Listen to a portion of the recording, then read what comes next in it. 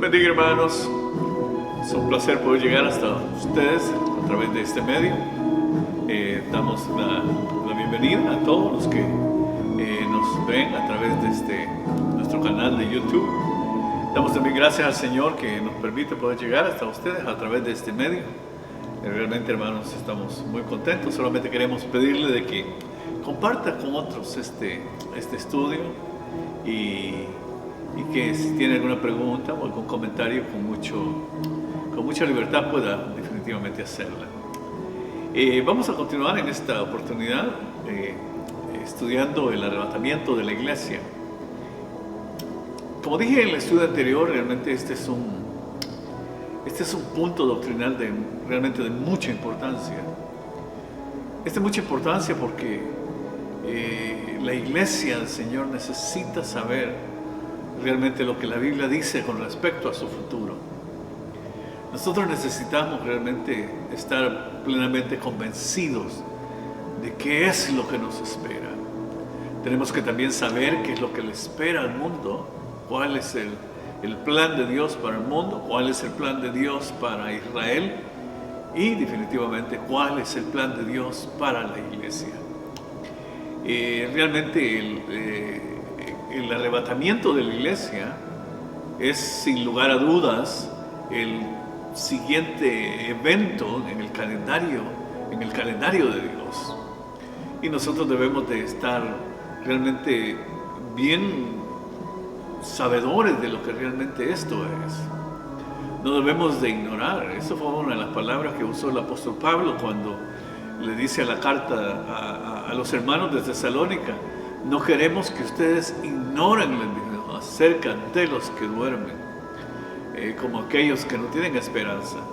Dios no quiere definitivamente que nosotros estemos ignorantes, sino que nosotros realmente conozcamos cuál es su voluntad, cuál es su palabra y especialmente cuál es el plan que Él tiene para cada una de nuestras vidas y especialmente el plan que el Señor tiene para con su iglesia, la cual Él compró con su sangre preciosa. Vamos a hacer una oración en esta oportunidad antes de meditar en la palabra y que sea el Espíritu de Dios el que nos dirija. Padre bueno, te damos gracias. En el precioso nombre de tu Hijo Jesús venimos delante de tu presencia, dándote gracias por tu gran bondad y tu amor, tu misericordia hacia nuestras vidas.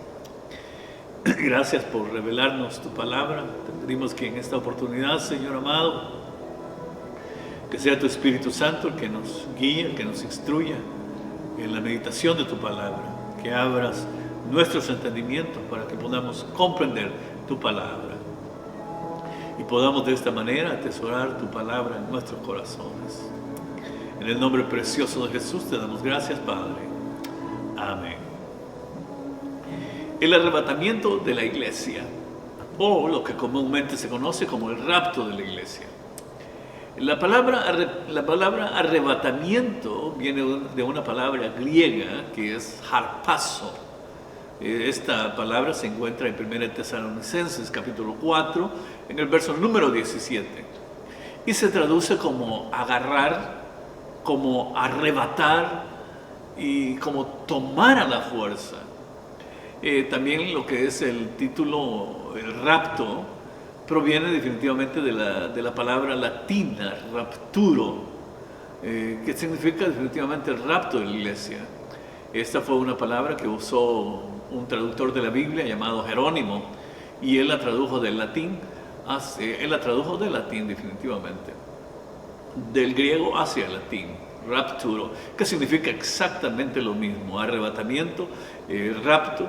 Es exactamente lo mismo, significa agarrar, arrebatar, tomar por la fuerza. Eso es. O sea que el arrebatamiento entonces de la iglesia es y se conoce como el traslado de la iglesia del Señor, de esta tierra hacia el cielo. Es antes de la segunda venida de Cristo y antes de la manifestación del anticristo sobre esta tierra. Ya el Señor había hablado con anterioridad a sus discípulos acerca de que Él vendría otra vez por ellos, que Él vendría y que los tomaría a sí mismo. Por lo tanto, podemos encontrar una breve introducción del arrebatamiento en el Evangelio según San Juan, en el capítulo número 14, en el versículo número 1 al 3 dice: no se turbe su corazón. Creen en Dios, crean también en mí, dice Cristo. En la casa de mi Padre muchas moradas hay. Si así no fuera, yo se los hubiera dicho. Voy pues a preparar lugar para ustedes. Y si me fuere y les preparare el lugar, vendré otra vez, dice el Señor, y los tomaré a mí mismo, para que donde yo estoy, ustedes también estén. O sea que definitivamente, hermanos, este pasaje es una breve introducción de Jesús a la doctrina del arrebatamiento. Prácticamente a solo un día de su muerte, Cristo dio una revelación pero maravillosa, una revelación asombrosa, la cual no se había enseñado antes. El Señor no la había enseñado antes a sus discípulos. Jesús les manifestó a ellos, les reveló a ellos, de que antes de establecer su reino de 1000 años sobre la tierra, antes de regresar a reinar sobre esta tierra, Él volvería por ellos y los llevaría a morar juntamente con Él en la casa del Padre en los cielos. Por supuesto, los primeros cristianos no entendieron completamente esta verdad, así como muchos que se llaman creyentes en el día de hoy no comprenden a cabalidad tampoco esta verdad. Esperamos que nosotros sí podamos comprenderla, entenderla y guardarla en nuestro corazón, meditar mucho en ella. Y sí, meditar mucho en ella, porque esa es nuestra esperanza de gloria, hermanos. Sin embargo, hermanos, esta promesa del Señor inspiró definitivamente una expectativa diaria, una expectativa, ¿qué vamos a decir? Una expectativa ansiosa de su regreso. Los primeros cristianos, ellos estaban pensando de que Cristo regresaría en el tiempo de ellos. Es más, como hablamos anteriormente, el mismo apóstol Pablo creía de que él habría de estar vivo cuando Cristo regresaría por su iglesia. Él mismo dice, entonces nosotros los que estemos vivos seremos transformados, dice, para recibir al Señor en el aire. O sea que el apóstol Pablo se contaba que él iba a estar vivo. O sea, la iglesia vivió en esa expectativa. Y definitivamente cada generación de la iglesia, de los cristianos, de los que hemos creído en Cristo Jesús, hemos estado en esa expectativa. Nosotros continuamos en esa expectativa. Es probable que nosotros seamos la última generación de la iglesia cristiana, o sea, la generación que no verá muerte, la generación que será trasladada sin ver muerte. Juan capítulo 14, verso 1 al 3 definitivamente es la introducción de Jesús a la doctrina del rapto. Lógicamente, más tarde la revelación completa de esta enseñanza se dio al apóstol Pablo, y tanto en 1 Corintios capítulo número 4, como en 1 Corintios capítulo 15, como en 1 Tesalonicenses capítulo 4, el apóstol Pablo habla más detenidamente de esto.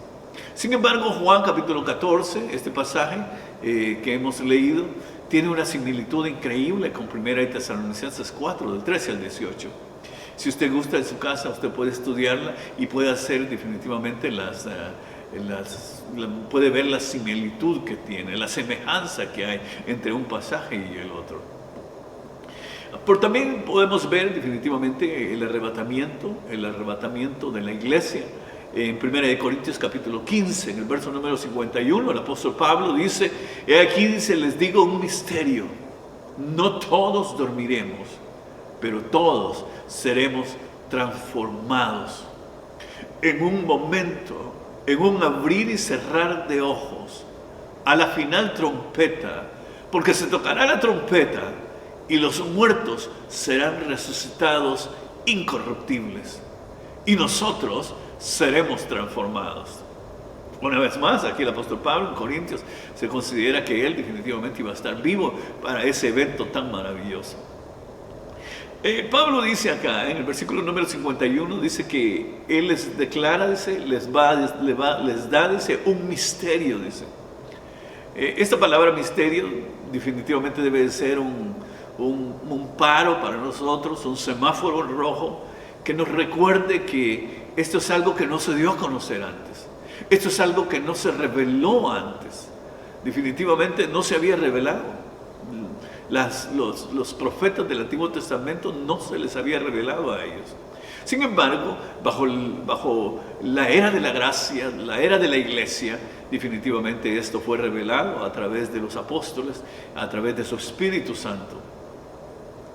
La resurrección de los muertos, definitivamente eso no era un misterio. Ya prácticamente, como lo estuvimos meditando anteriormente, no era definitivamente un misterio. Ya hay varios libros en el Antiguo Testamento que nos hablan de que los muertos habrían de resucitar, unos para confusión perpetua y otros para salvación eterna. Definitivamente la resurrección no era un misterio. Lo que sí también era un misterio era la iglesia, o sea, el grupo de gente que el Señor habría de llamar de entre las naciones, el pueblo que el Señor habría de llamar de entre las naciones.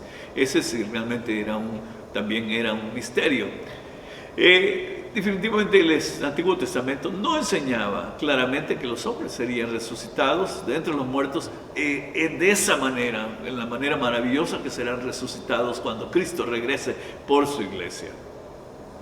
El apóstol Pablo también dice, no todos dormiremos. Esto es a lo que se le llama el misterio. No todos dormiremos, o sea, no todos moriremos. En el rapto o el arrebatamiento, algunos mortales que estén viviendo en ese momento tendrán que ser vestidos de inmortalidad. Eso será algo grandioso, glorioso. Mientras que aquellos cuyos cuerpos han visto corrupción, o sea, muerte, tendrán que vestirse de incorrupción a través de la resurrección. Ambas rutas hacia el cielo implican definitivamente un cambio. Los vivos necesitaremos ser transformados y los muertos necesitarán ser resucitados.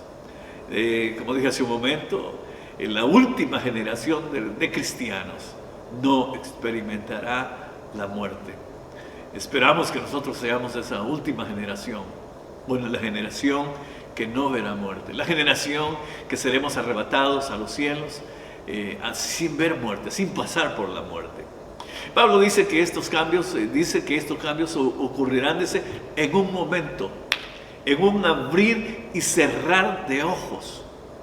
O sea que el arrebatamiento será algo instantáneo, no será algo gradual, será un evento instantáneo, porque definitivamente la palabra que se traduce por momento es el término del que proviene nuestra palabra que usamos para átomo. Cuando se descubrió el átomo, se le dio ese nombre porque se pensaba que era indivisible, y eso es lo que significa átomo, indivisible.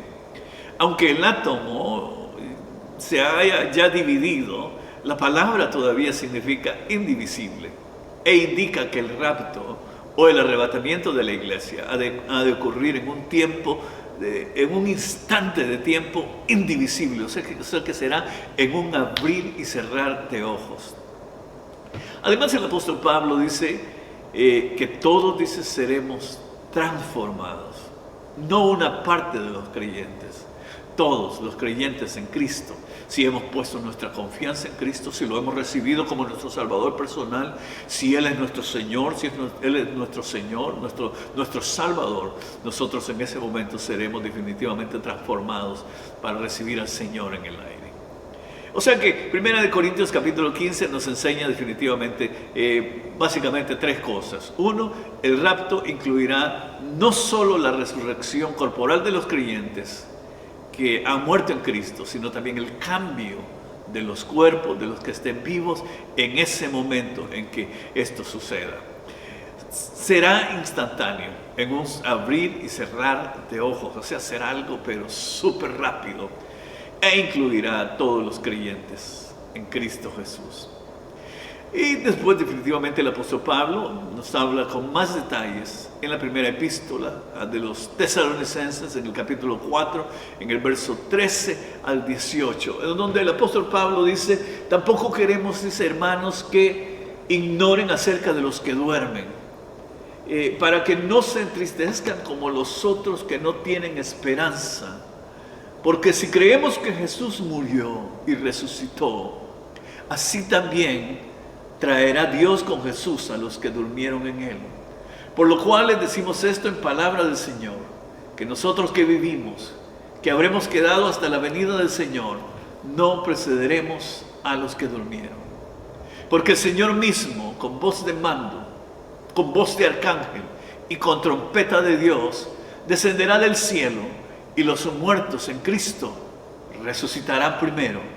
Luego nosotros, los que vivimos, los que hayamos quedado, seremos arrebatados juntamente con ellos en las nubes para recibir al Señor en el aire, y así estaremos siempre con el Señor. Por tanto, aliéntense los unos a los otros con estas palabras. Este pasaje es el pasaje que da mayor detalle acerca de lo que sucederá cuando el Señor regrese. Y básicamente hay 4 cosas acá que nosotros necesitamos mencionar. Y yo creo que en el siguiente estudio vamos a estar estudiando más detenidamente, verso por verso, quizás palabra por palabra, todo este pasaje. Sin embargo, ahora por el momento solo vamos a concretarnos a ver ciertas cosas que sucederán. Número 1, Cristo mismo regresará. La palabra lo dice, el verso 16 dice: porque el mismo Señor con voz de mando y con voz de arcángel y con trompeta de Dios descenderá del cielo. Dice.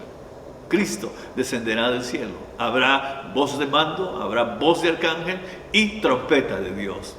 Número 2, habrá una resurrección de los que ya hayan muerto en Cristo Jesús. Los muertos serán resucitados y los que vivimos en ese momento seremos transformados. Este cuerpo definitivamente será transformado en un cuerpo glorioso, en un cuerpo incorruptible, semejante al cuerpo de nuestro Señor Jesucristo. Todo esto será en un abrir y cerrar de ojos. Gloria al Señor. Habrá definitivamente un rapto, o sea, un arrebatamiento, un traslado. La palabra significa el acto de trasladar a una persona de un lugar a otro. Y por lo tanto definitivamente se utiliza muy apropiadamente en este pasaje de trasladar a la iglesia de la tierra hasta los cielos. Eso es realmente maravilloso, hermanos. Habrán reuniones tanto definitivamente con seres queridos que han muerto previamente en el Señor, como con el mismo Señor, que nos reuniremos, dice la Biblia, en el aire. Y estas reuniones definitivamente serán para siempre. Necesitamos, hermanos, mencionar también ciertos puntos principales con respecto, hermanos, al tiempo del arrebatamiento de la iglesia. ¿Cuándo sucederá esto? Hay diferentes puntos, hermanos. Casi todos están de acuerdo, todos los comentaristas y todos los que sostienen este punto de vista, los que creen en el arrebatamiento de la iglesia, están de acuerdo en que el arrebatamiento de la iglesia debe de distinguirse de la segunda venida de Cristo, en el sentido de que el arrebatamiento es cuando Cristo definitivamente viene por su pueblo, y su segunda venida es su aparición con ellos en triunfo y gloria, para establecer su reino de 1000 años sobre esta tierra. Pero el tiempo de separación de estos dos eventos es la pregunta que se encuentra en disputa, es la pregunta que muchos se hacen. ¿Cuándo sucederá? Hay varios, si sucederá antes de la tribulación, si sucederá en medio de la tribulación o si sucederá al final de la tribulación. Como dije, hay varios puntos de vista en el día de hoy. ¿Cuándo será el momento del arrebatamiento? Veamos algunos de ellos, los más importantes. Existe lo que se conoce como el arrebatamiento después de la tribulación.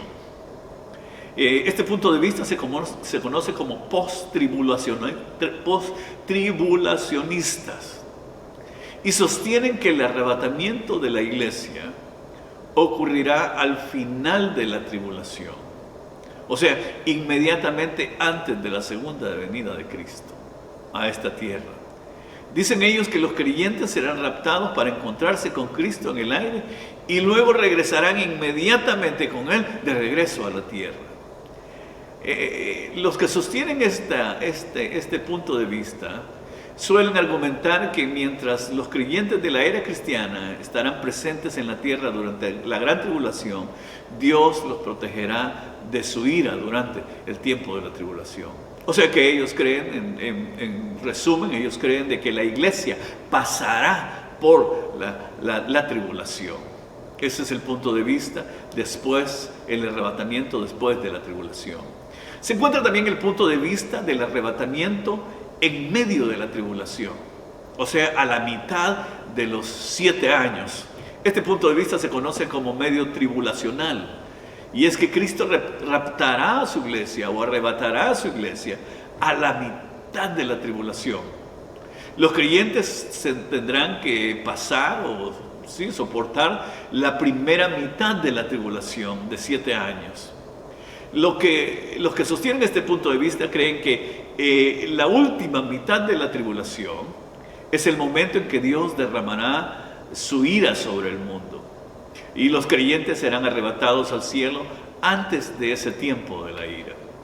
Sin embargo, hay otro grupo que se llama el arrebatamiento antes de la tribulación. A este punto de vista se le conoce como pretribulacionalismo, la cual definitivamente esa es mi posición. O sea, lo que en base a la palabra de Dios yo creo, nuestra iglesia cree y sostiene. Este punto de vista enseña que el rapto de la iglesia ocurrirá antes del comienzo del período de tribulación de 7 años. Voy a repetirlo una vez más. Nosotros creemos que el Señor va a arrebatar a su iglesia antes del período de tribulación de 7 años. La iglesia no estará presente en la tierra cuando la ira de Dios esté cayendo sobre este mundo. La iglesia tampoco estará en la tierra cuando el anticristo o el hombre de pecado se manifieste sobre la tierra. Y vamos a ver por qué. Después del arrebatamiento, la tribulación comenzará cuando el anticristo entre en un pacto o un tratado de 7 años con el pueblo de Israel, según Daniel capítulo 9, verso 27. Luego, 7 años después de la conclusión de la tribulación, el Señor regresará a la tierra con su pueblo para establecer su reino de 1000 años. Nosotros creemos y basamos definitivamente nuestras conclusiones, los que sostenemos este punto de vista, basamos definitivamente nuestras conclusiones en estos argumentos. Y en esto sí me gustaría que realmente nosotros meditemos un poco sobre ello. La tribulación comienza cuando el anticristo comience y haga un pacto con el pueblo de Israel. Ahí comienza la tribulación. La gran tribulación comienza 3 años y medio después, cuando el anticristo rompa el pacto que ha establecido con Israel. Ahí comienza la gran tribulación. O sea que es un periodo todo el periodo de la tribulación definitivamente son 7 años.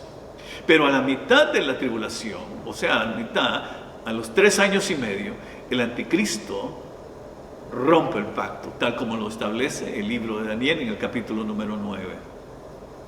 La tribulación se le llama, en el libro de Apocalipsis se le llama el gran día de su ira, o el gran día de la ira de Dios, en el cual Dios estará derramando sus juicios sobre este mundo que se ha apartado de Él, este mundo pecador que no quiere saber absolutamente nada de Dios.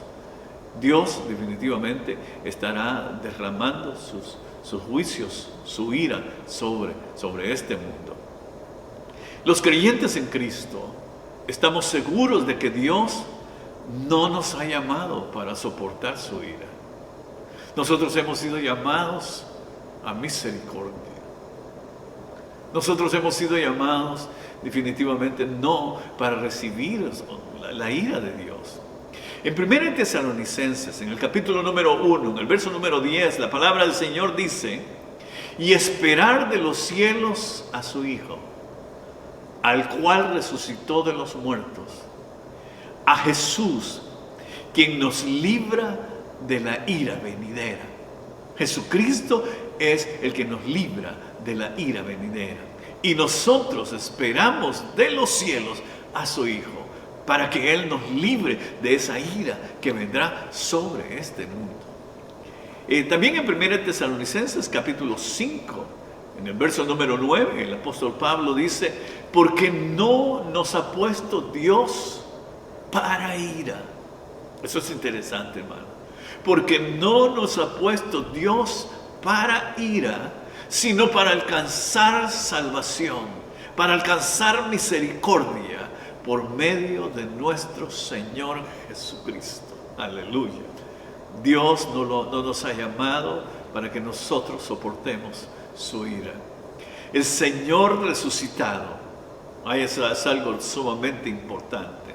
El Cristo resucitado y glorificado, el todo glorioso y poderoso, nuestro Señor Jesucristo, prometió a la iglesia de Filadelfia, en Apocalipsis capítulo 3, verso número 10, el Señor le dice a la iglesia: por cuanto has guardado la palabra de mi paciencia, yo también te guardaré de la hora de la prueba, que ha de venir sobre el mundo entero para probar a los que moran sobre la tierra. Los que sostenemos este punto, que el arrebatamiento de la iglesia será antes de la gran tribulación, entendemos que la hora de la prueba se refiere definitivamente a la tribulación, ya que se dice que afectará a todo el mundo, afectará a toda la tierra, afectará a todos los habitantes de la tierra. Segunda de Tesalonicenses capítulo 2, en el versículo número 1, se establece una secuencia cronológica importante, y eso es algo que nosotros necesitamos meditar, y es ahí donde sostenemos nosotros básicamente que la iglesia será arrebatada antes de que el anticristo se manifieste en esta tierra. En 2 de Tesalonicenses capítulo 2, verso 1 en adelante, como dije hace un momento, se establece una secuencia cronológica bien, pero bien importante. Pablo dice que el día del Señor no puede venir, o sea, el día de la tribulación no puede comenzar hasta que sucedan ciertas cosas. Una es que el hombre de pecado, el anticristo, debe de ser revelado primero. Es interesante que nosotros pudiéramos pensar realmente esto. Mire lo que dice el apóstol Pablo en 2 de Tesalonicenses. Dice, nadie os engañe, capítulo 2, verso 3 dice: nadie los engañe en ninguna manera, porque no vendrá sin que antes venga la apostasía y se manifieste el hombre de pecado, el hijo de perdición, el cual se opone y se levanta contra todo lo que se llama Dios o es objeto de culto, tanto que se sienta en el templo de Dios como Dios, haciéndose pasar por Dios. ¿No se acuerdan que cuando yo estaba todavía con ustedes les decía esto? Y ahora ustedes saben lo que lo detiene, a fin de que a su debido tiempo se manifieste. Porque ya está en acción el misterio de la iniquidad, solo que hay quien al presente lo detiene, hasta que Él, a su vez, se ha quitado de en medio, y entonces se manifestará aquel inicuo, a quien el Señor matará con el espíritu de su boca y destruirá con el resplandor de su venida. Eso es realmente sumamente interesante, esta revelación de la palabra del Señor. Lo que básicamente el apóstol Pablo nos dice acá es que el hombre de pecado, el hijo de perdición, el anticristo, se va a revelar primero, antes de la manifestación del día del Señor. Pero el anticristo no puede revelarse o aparecer hasta que algo y alguien sean quitados de en medio. Y entonces, y solo entonces, el hombre de pecado podrá manifestarse a este mundo y comenzar definitivamente su obra satánica. Los que sostenemos este punto de pretribulacionistas, identificamos definitivamente que es el Espíritu Santo, la tercera persona de la Trinidad, que es ese poder restringente. Es la persona del Espíritu Santo cuya obra de restringir o de detener la manifestación del anticristo sobre esta tierra. Definitivamente es el poder del Espíritu Santo, el poder del Espíritu Santo morando también en la iglesia, el que detiene, restringe la manifestación del anticristo. Definitivamente el que restringe o detiene en este momento la manifestación del anticristo es el Espíritu Santo. Y el principal instrumento de esa restricción es la iglesia de Jesucristo, la cual ha sido sellada y habitada por el Espíritu de Dios. El Espíritu Santo en este momento habita sobre la iglesia de Cristo, habita sobre los creyentes. El que restringe o detiene debe de ser removido, debe de ser sacado antes que el hombre de pecado pueda ser revelado y antes de que el día de la ira del Señor pueda comenzar. O sea que definitivamente cuando el Espíritu Santo es sacado, juntamente la iglesia es quitada de en medio de esta tierra. Y eso es realmente maravilloso, ¿no? La iglesia es sacada de esta tierra antes. El Espíritu Santo es sacado de esta tierra antes de la manifestación del anticristo, antes de la revelación del anticristo. Cuando decimos que el Espíritu Santo ha de ser removido de esta tierra, sacado de esta tierra, esto no significa que el Espíritu Santo no estará trabajando durante este tiempo. Su presencia estará aquí todavía, porque Él es omnipresente. Pero su residencia será removida cuando la iglesia sea tomada. Como una conclusión, hermanos, decir que el que restringe es removido no es decir que la presencia o la actividad de Dios es quitada de la tierra. Muchos, pero muchos hombres y mujeres serán redimidos durante la tribulación. Y esta será la obra del Espíritu de Dios. Es cuando Dios comienza a tratar una vez más con el pueblo de Israel. Es cuando Dios comienza a tratar sin con el pueblo de Israel. Es cuando Dios comienza a sellar 144,000 de todas las tribus de Israel. Hombres que saldrán a predicar el Evangelio por todas partes. Hombres que darán su vida a causa de su testimonio por Cristo. El Espíritu de Dios seguirá obrando. Sin embargo, la iglesia ya no estará en esta tierra.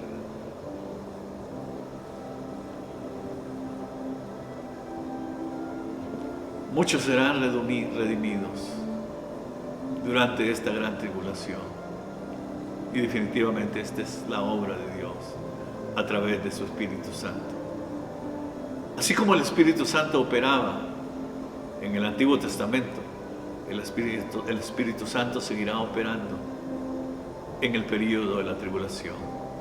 Por lo tanto, hermanos, una interpretación adecuada de este pasaje y de este tema sobre el arrebatamiento implica o requiere el arrebatamiento pretribulacional de la iglesia.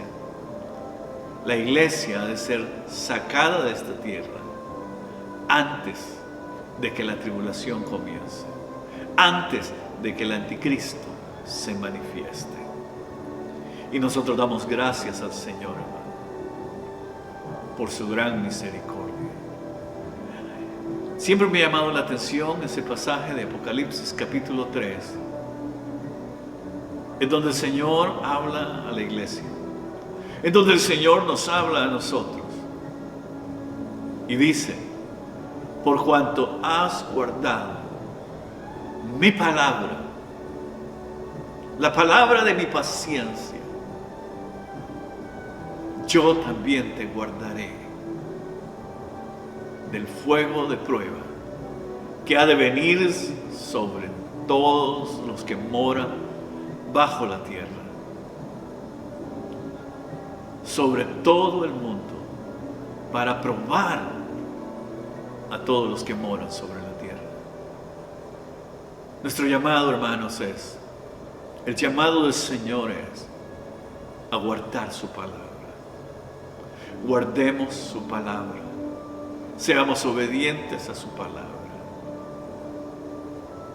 Parecería que como que esa es la condición de que Cristo también nos guardará de la hora de la prueba que ha de venir sobre el mundo entero. Guardemos su palabra, seamos obedientes al Señor, consagrémonos cada día más al Señor. No dejemos de leer su palabra, aunque por el momento no nos estemos reuniendo en la iglesia. Sin embargo, no debemos nosotros bajar la guardia. No debemos nosotros dejar de leer la palabra del Señor. No debemos dejar la oración, el ayuno. Debemos de continuar en esas prácticas, en esa disciplina, para mantener ese fuego encendido. Ese es el llamado del Señor hacia nuestras vidas. Dios nos ha dado promesas maravillosas, pero nosotros necesitamos revestirnos del poder de Dios, revestirnos de su palabra y revestirnos, sí, del poder de Dios a través de la oración. Vamos a hacer una oración en esta hora y vamos a pedirle al Señor que nos ayude, que nos fortalezca, que nos llene de su gracia, que nos llene de su poder. Todos necesitamos ser llenos del Espíritu de Dios. Necesitamos ser fieles al Señor. Necesitamos, sí, ser fieles. Continuar esta carrera, nuestro peregrinar en fidelidad al Señor, guardando su palabra. Vamos a hacer una oración esta hora y vamos a pedirle al Señor que Él nos fortalezca, que Él nos llene con su Espíritu Santo. Ese día, el día del arrebatamiento, del traslado de la iglesia de esta tierra al cielo, no se sabe cuándo será. No se sabe el día ni la hora. Sin embargo, nosotros debemos de vivir nuestras vidas como que eso sucederá hoy. Como que eso sucederá hoy, este día. Padre eterno, te damos gracias por tus promesas maravillosas, por tu palabra que nos consuela. Te damos gracias. Te damos gracias por esa esperanza gloriosa que tú has dado a tu pueblo. Gracias, Señor. Esperamos nosotros ser esa generación que no verá muerte y que nos reuniremos contigo cuando tú, Señor, desciendas de los cielos. Señor amado, muchas gracias. Solamente te pedimos que nos fortalezcas. Fortalece nuestras vidas. Ayúdanos. Llénanos con tu poder. Llénanos con tu Espíritu Santo. Ayúdanos a seguir hacia adelante, Señor. Fortalece a aquellos que están débiles, aquellos que dudan. Obra en sus corazones, obra en sus vidas. Levanta al enfermo, liberta a los cautivos, salva, Señor, a los perdidos. Padre, muchas gracias. Gracias, Señor. Esta hora, Señor, yo te pido una bendición por tu iglesia aquí en Melbourne, Señor. Te pido que bendigas a cada uno de mis hermanos y hermanas, que bendigas sus familias, sus hogares, cada niño, cada joven, cada anciano, cada adulto, Señor. Bendícelos, guárdalos, protégelos. Que tu palabra no regrese vacía, Señor, Señor, te pedimos también en esta hora que tú bendigas a tu iglesia alrededor del mundo, Señor, que en estos momentos está siendo probada. Guarda a tus siervos, guarda a tus hijos, guarda a tu pueblo, Señor. Gracias, Padre. Ponemos en tus manos nuestras familias, nuestros hijos, los hijos de nuestros hijos. Los ponemos en tus manos. Cada una de nuestras vidas las ponemos en tus manos de amor y de misericordia. Gracias, Padre. En el precioso nombre de tu Hijo Jesús, te alabamos y te damos gracias. Y bendecimos tu santo y maravilloso nombre. Amén, Señor. Y amén. Dios les bendiga a todos, hermanos. Vamos a continuar el próximo miércoles estudiando una vez más con respecto a este tema tan importante. Yo creo que hay mucho más que estudiar sobre esto. Y con la ayuda del Señor, Él nos va a enseñar, con la guianza de su Espíritu, que es el Espíritu que nos guía hacia toda la verdad. Damos gracias al Señor por esta oportunidad maravillosa, hermanos. Dios los bendiga, Dios los guarde. Cuídense mucho. Cuídense mucho. No salga de sus casas a menos que sea necesario. Y si sale, tome todas las precauciones necesarias. Cuídense mucho, cuiden a sus hijos, cuiden sus familias. Cuidémonos unos a otros. Solamente queremos invitarles para este viernes a las 7 de la noche. Vamos a estar conectados para estudiar. Estamos estudiando el libro de Éxodo. Así es que todos están invitados. Nuestro hermano Horacio estará enviándoles el link a todos a través de nuestro grupo en WhatsApp de la iglesia. Así es que usted puede conectarse inmediatamente y puede participar juntamente con todos nosotros de este estudio del libro de Éxodo. Es muy interesante. Este viernes vamos a estar estudiando lo que es el capítulo número 20 del libro de Éxodo. Es un capítulo muy interesante donde se nos narra todos los 10 mandamientos. Eso va a estar interesante, hermanos. Lleguemos preparados con preguntas y analicemos la palabra del Señor para que sea Él el que nos hable. Aquí están todos invitados y el próximo domingo también, hermanos, vamos a estar meditando, continuamos meditando en la palabra del Señor. No, hermanos, no deje de ver, hermanos, los mensajes, compártanlos con otros, denle likes si le gustó, y si hemos dejado abierto el segmento para comentarios. Y si usted tiene alguna pregunta, algún comentario, puede hacerlo con mucha confianza. Especialmente con respecto a este tema que realmente, hermanos, es un poco profundo, un poco que la gente muchas veces no tiene un criterio muy claro con respecto a esto. Así es que estamos invitándoles a todos para el próximo domingo también, hermanos, y queremos agradecerles a todos por su bondad, por la obra que ustedes están haciendo, hermanos, los víveres que están mandando. Continuemos, hermanos, haciéndolo, sabiendo que todo lo que hacemos, hermanos, lo hacemos para el Señor y para poder seguir ayudando a tantos jóvenes, hermanos, que se han vuelto a quedar sin trabajo otra vez.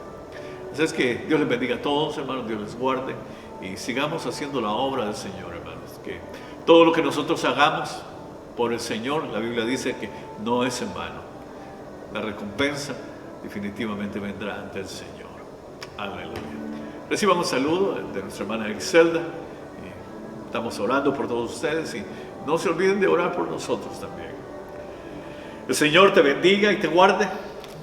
El Señor haga resplandecer su rostro sobre ti y tenga de ti misericordia. El Señor alce sobre ti su rostro y ponga en ti paz. Maranatha, hermanos.